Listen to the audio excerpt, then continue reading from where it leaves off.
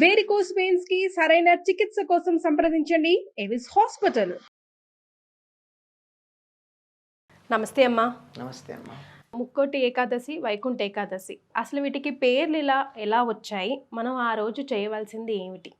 వైకుంఠ ఏకాదశి, ముక్కోటి ఏకాదశి ఈ రెండు పేర్లు ధనుర్మాసంలో వచ్చే శుక్లపక్ష ఏకాదశికి ఉంటాయి. ఏకాదశి, ద్వాదశి, దశమి, పూర్ణిమ ఇవన్నీ చాంద్రమానానికి సంబంధించి చైత్ర నుంచి పాల్గొనం దాకా ఉండాలి కదా. ధనుర్మాసం అంటారు ఏమిటి అని మీకు అనుమానం రావాలి. కానీ ఈ ధనుర్మాసం కొన్ని మార్లు పుష్యమాసంలోనూ కొన్ని మార్లు మార్గశిర మాసంలోనూ వస్తుంది. ఇందులో ఎప్పుడొచ్చినా ధనుర్మాసంలో వచ్చేటటువంటి శుక్లపక్ష ఏకాదశి ఏదైతే ఉందో దానిని వైకుంఠ ఏకాదశి లేక ముక్కోటి ఏకాదశి అంటారు. ఎందుకు అంటే ఆషాఢ శుద్ధ ఏకాదశి నాడు యోగ నిద్రల్లో ప్రవేశించినటువంటి శ్రీ మహావిష్ణువు 4 నెలలు అయిన తర్వాత మేలుకుని నెమ్మదిగా తన పడక గది తలుపు తీసుకుని తన ఇంటి లోపల ఉన్నటువంటి ఆంతరంగికులకి దర్శనమిచ్చేటటువంటి సమయం. ఇప్పుడు మామూలుగా మనకి ఇంటికి ఎవరైనా వచ్చినట్టయితే ఆత్మీయులైతే ఇంటి లోపల మాట్లాడతాం, మిగిలినటువంటి వాళ్ళైతే సింహద్వారం బయటకు వచ్చో ముందుకొచ్చో బయటకు వచ్చి మాట్లాడతాం. ఇంటి లోపలికి అంతరాలయాల్లోకి రానియం కదా, లోపల భాగాల్లోకి.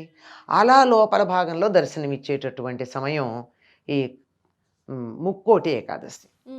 అంటే ఆషాఢ శుద్ధ ఏకాదశి నాడు నిద్రకు ఉపక్రమిస్తాడమ్మా. 4 నెలలు నిద్రిస్తాడు, యోగ నిద్ర. 4 నెలలు ఏమిటి లెక్క అంటే మనకి ఒక సంవత్సరం జరిగితే దేవతలకు ఓ రోజు అవుతుంది. మన ఒక సంవత్సరంలో ఎన్ని పక్షాలు ఉంటాయి? నెలకి 2 పక్షాలు చొప్పున సంవత్సరానికి 24 పక్షాలు. మనకి రోజులో 24 గంటలు ఉంటాయి.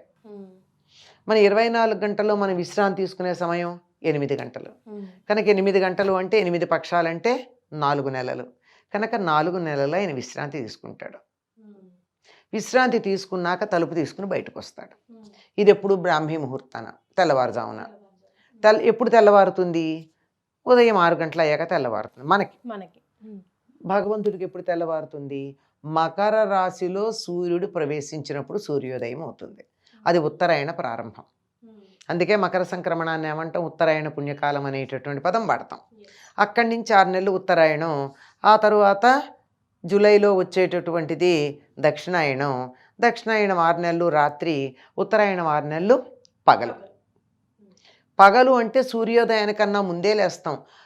పద్ధతి తెలిసిన వాళ్ళు, సంప్రదాయం తెలిసిన వాళ్ళు ఎప్పుడు నిద్రలేస్తారు? సూర్యోదయానికన్నా ముందు 4-4:30కి లేస్తారు. సూర్యుడు ఉదయించాక లేవరు. మనం పడుకుని ఉండగా సూర్యుడు చూడకూడదట, అది లెక్క. అది మన నిద్ర లేవడానికి. అసలు ఎవరినైతే నిద్రిస్తుండగా సూర్యుడు చూస్తాడో వారికి ఎక్కువ తెలివితేటలు ఉండవు, అభివృద్ధి ఉండదు అని చెప్తారు. అంటే వాళ్ళని రోగుల కింద పరిగణిస్తాడంట సూర్యుడు అని మా నాన్న వచ్చి చెప్పారు. అదే మరి అదే అంటున్నాను, ఏమి ఆరోగ్యం ఉండదని చెప్పాను కదా. మరి అలాంటిది ఆ స్థితి ఉండకూడదు కదా. కనుక ఎప్పుడు లేవాలి? 4-4:30కి లేవాలి. మకర సంక్రమణం నాడు సూర్యోదయం అయ్యేటట్టయితే ఒక సంవత్సరానికి ఎప్పుడు లేవాలి? సూర్యోదయానికన్నా ముందు లేవాలి కదా. కనీసం 1 నెల రోజులు ముందు లేవాలి. నెల అంటే వాళ్ళకి 1 నెల అంటే 2 గంటలు. ఒక పక్షం అంటే గంట అన్నాం కదా. 6 గంటలకు సూర్యోదయం అయితే 5 గంటలకు లేచినట్టు. మకర సంక్రమణం నాడు సూర్యోదయం అయితే ధనుస్ సంక్రమణం నాడు నిద్రలేస్తారు. అలా లేచి నెమ్మదిగా తలుపు తీసుకుని పడగదిలో నుంచి తన కోసం ఎదురు చూస్తున్నటువంటి వారు ఇంటి లోపల ఎదురు చూస్తున్న వాళ్ళకి దర్శనమిస్తారు. ఈ వైకుంఠ ద్వారం తెరుచుకుంటుంది కనుక దీనికి వైకుంఠ ఏకాదశి అని పేరు. అప్పుడు తలుపులు తెరుచుకుంటాయి వైకుంఠానికి, శ్రీ మహావిష్ణువుని దర్శించుకోవడానికి. కనుక ఇది వైకుంఠ ఏకాదశి. అలాగే ఆయన దర్శనం కోసం ఎప్పుడో అయితే అలసిపోతాడు సాయంకాలానికి, నిద్ర లేవంగానే మొట్టమొదట కనుక వెళ్ళినట్టయితే రాత్రంతా విశ్రాంతి తీసుకుని హాయిగా ఉంటాడు, తాజాగా ఉంటాడు. తాజాగా ఉన్నప్పుడు కొంచెం మనసు ప్రసన్నంగా ఉంటుంది. వెళ్ళి స్వామిని దర్శించుకుందామని చెప్పి ముక్కోటి దేవతలు అక్కడ ఉంటారు. కనుక ముక్కోటి ఏకాదశి నాడు విష్ణుమూర్తికి ఎవరైతే నమస్కారం చేసుకుంటారో వాళ్ళు ఎంతమందికి నమస్కారం చేసినట్టు? ముక్కోటి దేవతలకు నమస్కారం చేసినట్టు. ముక్కోటి దేవతలు నమస్కారం చేసుకోవడానికి ఒక్క చోట విష్ణువుని దర్శించుకోవడానికి వెళ్ళినటువంటి రోజు ఏదైతే ఉందో దాన్ని ముక్కోటి ఏకాదశి అన్నారు. వైకుంఠపు ద్వారాలు తెరుచుకుంటాయి కనుక వైకుంఠ ఏకాదశి అన్నారు. ఇదమ్మా ఈ పేరు రావడానికి కలిగినటువంటి కారణం. ఆలయంలో కూడా ప్రత్యేక ద్వారం పెడుతూ ఉంటారు కదమ్మా. ఆ ద్వారంలోకి లోపల నుంచి వెళ్ళి ఆ దేవుణ్ణి దర్శించుకుంటే గనక చేసిన పాపాలన్నీ పటాపంచలవుతాయి అంటారు. సో అందులో నిజం ఎంత? నిజం మాట ఎట్లా ఉన్నా అసలు ఎందుకు ఆ మాట అంటారో తెలుసుకుందాం. సాధారణంగా దేవాలయాల సింహద్వారాలు తూర్పు వైపు ఉంటాయి, కానీ ఉత్తరం వైపు కూడా ఒక ద్వారం ఉంటుంది. ఆ ఉత్తర ద్వారం ఏమిటంటే ఈ ఇంటి లోపలికి వెళ్ళేది, తూర్పు ద్వారం ఏమో ఇంట్లోంచి బయటకు వచ్చేది. ఉత్తర ద్వార దర్శనం అంటే ఉత్తర ద్వారం ఇంటి లోపలికి ఉంటుంది గనక పడక గదిలోంచి వచ్చేది. ఆ లోపలికి వెళ్ళి అక్కడ స్వామిని దర్శించుకుంటున్నామంటే ఆయన ఎవరికి దర్శనం ఇస్తాడు? అక్కడ ఆత్మీయులు దగ్గర వాళ్ళకి ఇస్తాడు. అంటే మనం అక్కడి నుంచి వెళ్ళామంటే అర్థం ఏమిటి?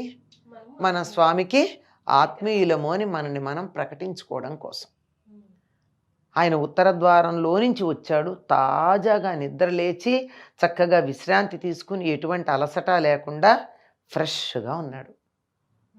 ఆయన దర్శనం కోసం అలా వెళ్ళడం జరుగుతుంది. అందుకని ఉత్తర ద్వారం ఒక్కరోజే తెరుస్తారు. మరి కొన్ని దేవాలయాలకి ఇరుకిరుగ్గా కట్టిన దేవాలయాల్లో ఉత్తర ద్వారం ఉండదు. అందుకని ఆ వైపే ఉన్న ప్రహరీకి ఎక్కడో ఒక చోట ఒక దండలు కట్టి ఇది ఉత్తర ద్వారం అనుకుని ఇక్కడి నుంచి స్వామిని దర్శించుకోమని బొమ్మ పెడతారు. ఇదంతా ప్రతీకగా చేసుకునేటటువంటిది. కానీ ఉత్తర ద్వారము అన్న దానికి వేరే సంకేతం కూడా ఉంది. ఉత్తరము అంటే ఏమిటి? ఉత్తర దిక్కు, అంతే కదా. ఉత్తరం అంటే శ్రేష్టము అని కూడా అర్థం. ఉత్తర ద్వారం అంటే శ్రేష్టమైన ద్వారము, పైన ఉండే ద్వారం. మన శరీరంలో పైన ఉండే ద్వారం ఏమిటి?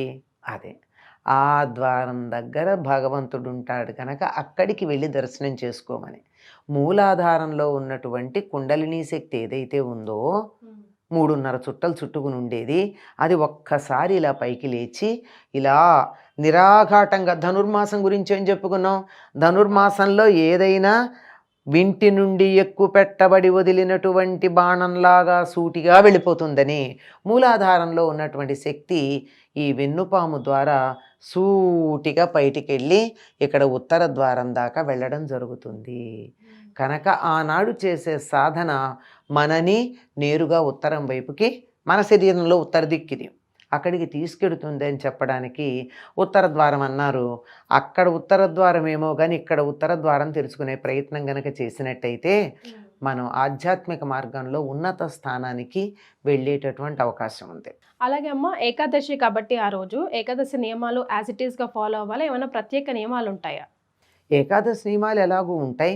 ప్రత్యేక నియమాలు అంటే ఆనాడు పూర్తిగా విష్ణువుని ధ్యానం చేయాలి. మరి ప్రతి ఏకాదశికి సంవత్సరంలో 24 ఏకాదశులు వస్తాయి. 24 ఏకాదశులు పూర్తి నియమాలు పాటించలేం. ఏదో అభ్యంగన స్నానం కాదు, తల స్నానం చేయడం, అభ్యంగనం చేయకూడదు ఆ రోజు. మామూలు నీళ్ళే పోసుకోవాలి తల మీద. ఓకే, అది భోగానికి చిహ్నం కదా అభ్యంగన స్నానం. చేత మామూలుగా స్నానం చేసి వీలైనంత వరకు విష్ణు స్మరణ చేసి విష్ణు సహస్రనామాదికాలు ఏవో అధ్యయనం చేస్తూ రోజును గడుపుతూ వీలైతే ఏ ఆహారం తినకుండా ఉండడం. మంచినీళ్ళు కూడా తీసుకోకూడదమ్మా? అలా ఏం లేదమ్మా, మన సంప్రదాయంలో అంత కాఠిన్యం లేదు. ఒక్క జ్యేష్ఠమాసంలో అనుకుంటా ఒక్క ఏకాదశికి నిర్జల ఏకాదశి అని పేరు.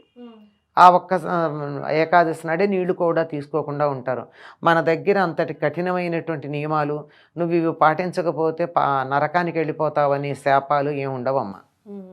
ఎవరికి ఎంత వీలైతే అంతవరకు పాటిస్తూ ఉండటం, వాటి వల్ల చక్కగా హాయిగా సుఖంగానే మన మార్గం కూడా సుఖంగానే ఉంటుంది. కనుక ఉపవాసం ఉండేటటువంటి వాళ్ళు భోజనం చేయకుండా పళ్ళో పాలో తీసుకోవచ్చు. తీసుకుని భగవద్ధ్యానంలో ఎక్కువ సమయాన్ని గడిపితే మన జీవ ప్రజ్ఞ అలా ఉన్నత స్థితికి అలా పైకి వెళ్ళడానికి అవకాశం ఉండేటటువంటిది. అది ఈ ప్రతి ఏకాదశికి చేసే నియమాల కన్నా దీన్ని మరి కొంచెం అధికంగా, అంటే అప్పుడు ఏదో ప్రతి ఏకాదశికి ఒకసారి విష్ణు సహస్రనామం చదువుతాను అనుకుంటే ఈసారి ఎక్కువ సార్లు చేస్తారు. కొంచెం ఎక్కువగా చేయడం వీలైతే.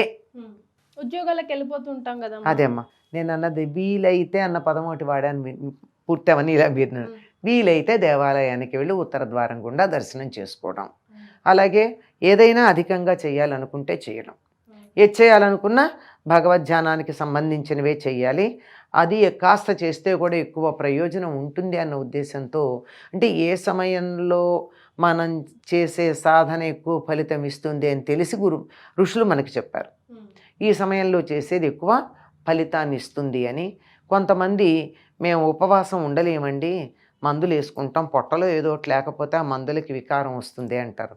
అటువంటి వాళ్ళు ఏం చేయొచ్చు అంటే పళ్ళో పాలు తీసుకోవచ్చు. ఓకే. లేదండి మాకు అది కూడా పడవు, గట్టిగా ఏదన్నా ఉండాలి ఘన పదార్థం అంటే ఉప్పు లేకుండా తింటారు.